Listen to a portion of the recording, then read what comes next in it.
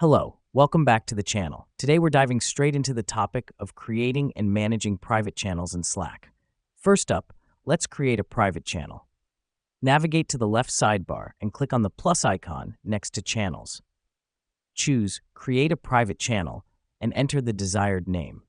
The reason we do this is to establish a communication space that's visible only to invited members.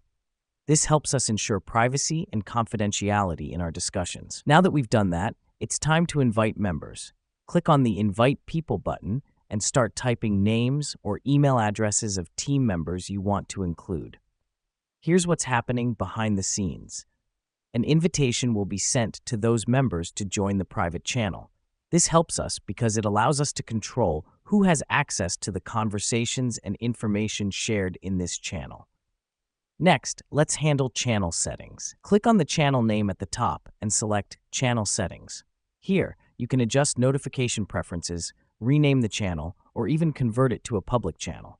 The reason we do this is to tailor the channel according to our specific requirements. Finally, we must know how to leave or archive the channel when it's no longer needed. Go to the channel settings again, choose Additional Options, then either Leave Channel or Archive Channel. This helps us because it allows us to keep our channel list clean and clutter-free, enhancing our focus on the ongoing projects. And there you have it. You're now equipped to create, manage, and handle private channels in Slack like a pro.